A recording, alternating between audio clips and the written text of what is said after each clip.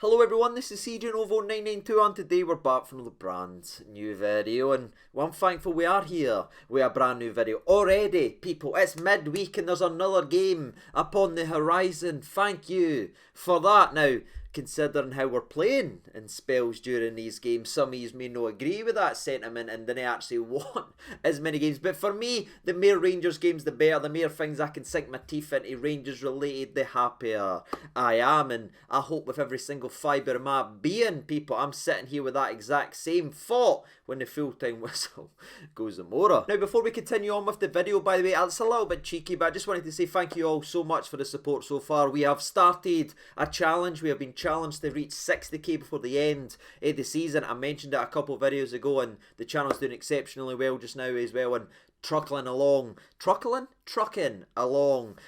that goal. So if you could help the channel out by either hitting that like button or hitting the subscribe button, or both, if you didn't mind, that would be greatly appreciated. I see if we can hit the 60k marker. But I do know the people who tune into these preview videos are the OGs and the legends of this channel, so I'll try and reward you by actually getting on with the actual video. And the way we do that is obviously diving in to the oppositional preview and having a look at this Hibs side as we travel to Easter Road and face the team sitting in 4th in the old SPFL. That's right, I said 4th.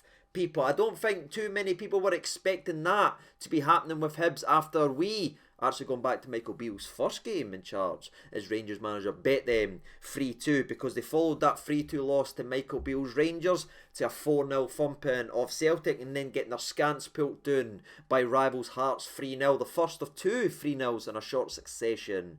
By the way, it all looked doom and gloom. There was so much anger, they were wanting the manager, everyone was in turmoil, and they were slipping down the actual league. But credit where credit's due, people. Hibs managed to hang in there and actually begin to turn things around, and not just pick up a wee decent result here or pick up a decent result here. No, they have put in their best string of the season, as right now, going in to this weekend, they are the 3rd best team in this league form-wise, with 4 wins and 1 draw to their name, which is something, again, I wasn't expecting when we last seen them going in the run that we're actually going through. And I feel like a lot of us would have shared that exact same thought, and where we're all probably going next is what's actually happened to this Hibs side. How have they turned around a season that looked as if to be slipping away rapidly in to where they are now, chasing down Hearts for 3rd place when it looked like they had it sewed up? Did they go ahead and sack their manager? Did they sack Lee Johnson? Did they get a manager in and that's what's caused this managerial bounce? No,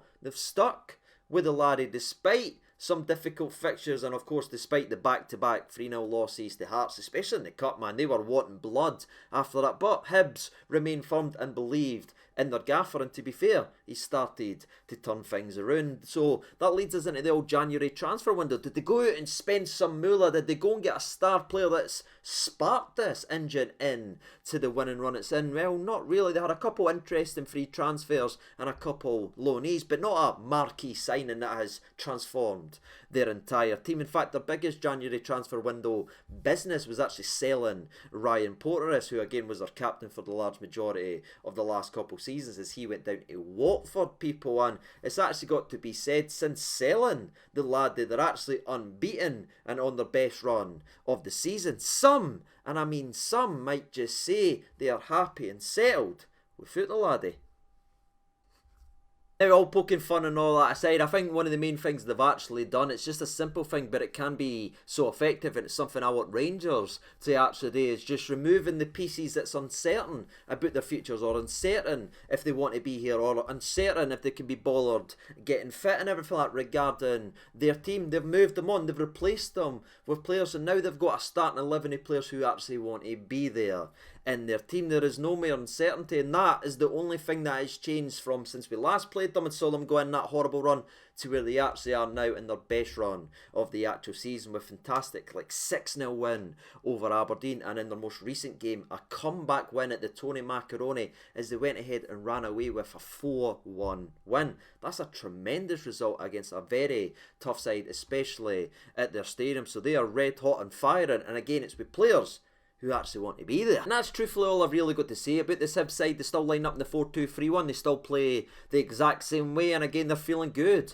about themselves. So for me, I think we're going to see the usual Easter Road game where they come out, they bring the intensity, they bring the energy, and they try to go at Rangers. Now, fingers crossed, that leaves us a lot of gaps and may give us the opportunity and chance to replicate our performance that we done versus Hearts, the other side, the Edinburgh at Tynecastle, when they came at us. Fingers crossed that's the case, but aye, there's not a single cell in my body that thinks tomorrow will be an easy game. And with that being said, that means we move away from the oppositional preview and get to the Rangers side of today's video, where again for me it's very, very fitting that it is against Hibs, because something we've already mentioned a couple times in today's videos, this of course was the same team that Michael Beale played for the first time as Rangers manager in a narrow 3-2 win where there was a lot of mistakes, a lot of madness, but we managed to just claw over the actual line. Well, now we get to answer the question that is getting bantered about and asked about and being extremely loud now, of course, after losing the cup final, is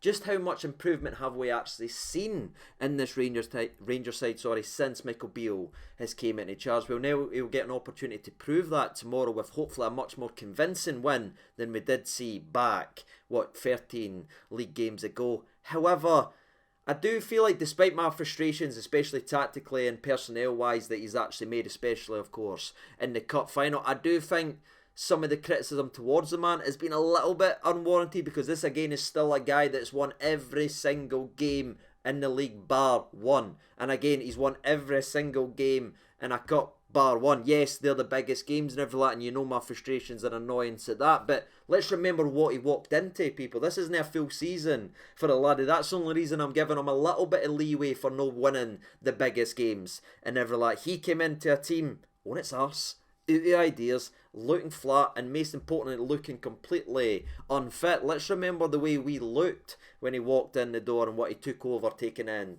to that Hibs game. Again, there is only certain things you can actually do regarding the team and everything like tweaking this and tweaking that. The fitness aspect, I think we're much better than what we were previously, but we do need a pre-season to get back to full fit, and again he can't have that yet. That can only happen, guess when? During pre-season. So I know there's just a lot of anger towards Beale, but it's a little bit unwarranted in my personal opinion. But again, with that being said, still this is a game that must win. We must win every single game now, and he's got the opportunity, he's got the players. I mean, he even said himself in his press conference yesterday, when he first took over versus Hibs, he didn't have two centre-backs.